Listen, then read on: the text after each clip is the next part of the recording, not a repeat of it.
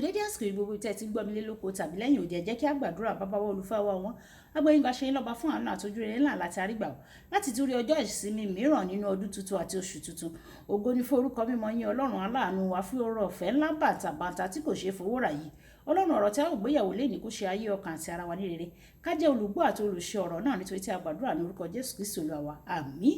Ìwé ọ̀run ṣíṣí tí a ti ọwọ́ olùṣọ́ àgùntàn yín náà kọ Adéjàre Adébóyè kọ ẹni ọjọ́ àìkú ọjọ́ 11 oṣù kínní. Àkòrí tí a ó gbéyàwó lénìí sọ pé kí ni ènìyàn apá kínní. Nígbà tí a ó mú ẹsẹ̀ àkọ́sórí wa nínú ìwé Genesis orí ìkíní ẹsẹ̀ ìkẹrìndínlọ́gbọ̀n. Àmú bíbélì kíkà wa nínú ìwé Sáàmù orí ìkẹjọ ẹsẹ̀ ìkẹta dé ìkẹsàn-án. Nígbà tí a mú bíbélì ọlọ́dọọdún ọdún kan kíkà nínú ìwé Genesis orí ìkẹrìndínlógójì títí dé orí ìkejìdínlógójì. A ó kọrin ìkẹtàlá Jésù ń fẹ́ mi mo mọ̀ bẹ́ẹ̀. Àkọ́sórí Genesis orí ìkíní ẹsẹ̀ ìkẹtàdínlọ́gbọ̀n. Lẹ́yìn náà ni Olúwa wípé ẹ jẹ́ kí á dá ènìyàn ní àwòrán ara wa gẹ́gẹ́ bí àwa ti rí, kí wọn kí ó jọba lórí ẹyẹ òkun, lórí ẹja òkun, ẹyẹ ojú ọ̀run, ẹran ọ̀sìn gbogbo ilẹ̀ àti lórí ohun gbogbo tí ń rìn lórí ilẹ̀. Nígbà tí a mú bíbélì kíkà wá nínú ìwé Sáàmù orí ìkẹjọ ẹsẹ̀ ìkẹta dé ìkẹsàn-án. Nígbà tí mo ro ọ̀run rẹ, iṣẹ́ ìka rẹ, òṣùpá àti ìràwọ̀ tí ìwọ ti ṣe ìlànà sílẹ̀, kí ni ènìyàn tí ìwọ fi ń ṣe ìrántí rẹ̀, àti ọmọ ènìyàn tí ìwọ fi ń bẹ̀ẹ́ wò? Ìwọ ṣàdá ní onírẹ̀lẹ̀ díẹ̀ ju Ọlọ́run lọ, ìwọ sì fi ògo àti ọlá dé ní adé.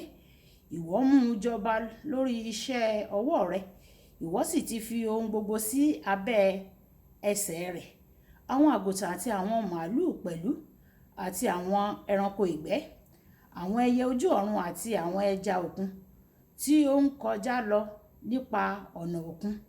Olúwa Olúwa wa, orúkọ rẹ ti ní ìyìn tó ní gbogbo ayé. Wàyí ẹ tẹ́tí bẹ̀lẹ̀ jẹ́ láti gbọ́ ohun tí olùṣọ́ àgùntàn yín náà kọ Adéjàre Adébóyè ní fún wa ní èní ọjọ́ àìkú. Ní ìgbà tí o bá wo àwọn ìràwọ̀, òṣùpá àti ẹwà ìṣẹ̀dá pátápátá, ó ṣòro kó má yà wá lẹ́nu pé kí ni ó mú àwa ènìyàn ṣe pàtàkì tó bẹ́ẹ̀ tí Ọlọ́run fi ń tọ́jú wa gan-an. Èyí gan ni ohun tí Dáfídì béèrè ní ẹsẹ̀ ìkẹrin bíbélì kíkà wa tòní. Láti inú ẹsẹ̀ àkọ́sórí wa òní, a rí pé Ọlọ́run dá wa ní àwòrán rẹ̀, ó sì fún wa ní ojúṣe àti àṣẹ láti ṣàkóso gbogbo ohun tó wà lórí ilẹ̀ ayé. Ìwé Genesis orí ìkíní ẹsẹ̀ ìkẹrìndínlọ́gbọ̀n títí dé ìkejìdínlọ́gbọ̀n.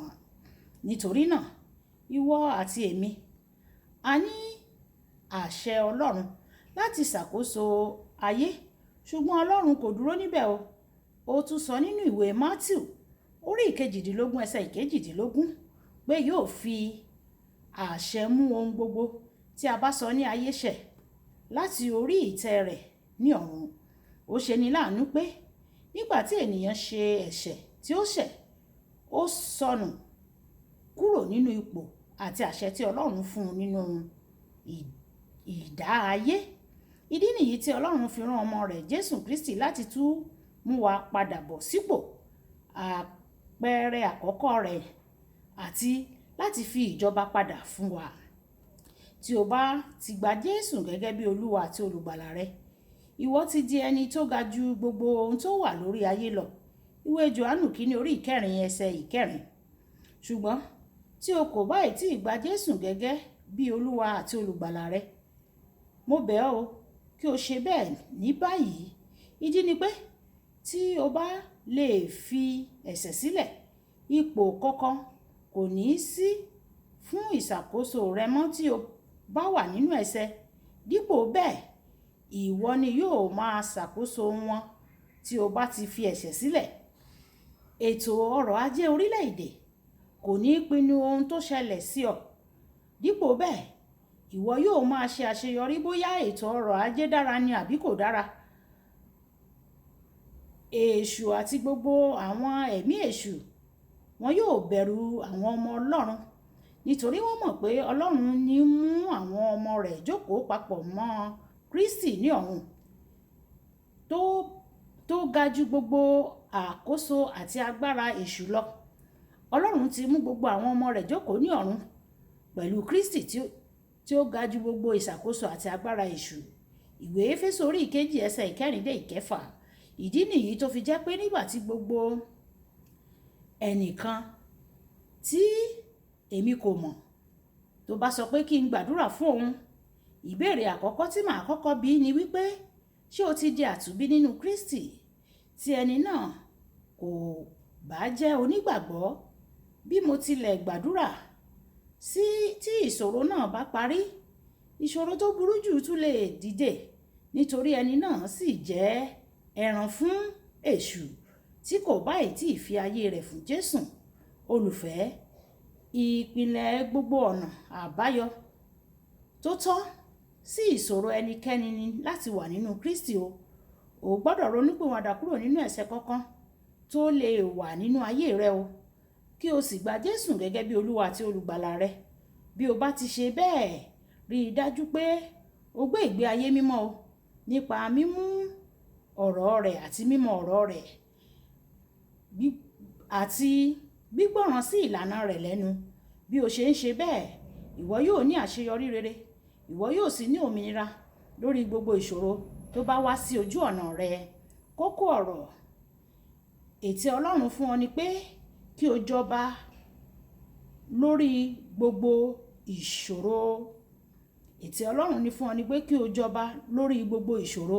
Ẹ̀já sọ pé bàbá mi, gbogbo ìṣòro kíṣòro tí ó lè wá sí ojú ọ̀nà mi, Olúwa gbé mi lékè wọn kí o sì jẹ́ kí n jọba lórí wọn. Gbogbo agbára kágbára tí ó lè wà ní ojú ọ̀nà mi, mú mi jọba lórí gbogbo wọn kí ògo rẹ̀ kí ó bú jáde nínú ayé mi. Ẹ ṣé nítorí tí ẹ ti gbọ́ o. Ògo ni fún orúkọ mímọ́ yín. Olúwabùkọ́lá Ayako ní orúkọ mi o. Ẹ máa bá mi like, ẹ máa share, ẹ máa comment nípa ẹ̀ kí àwọn ènìyàn kí wọ́n lè jẹ àǹfààní ọ̀run ṣíṣí Yorùbá.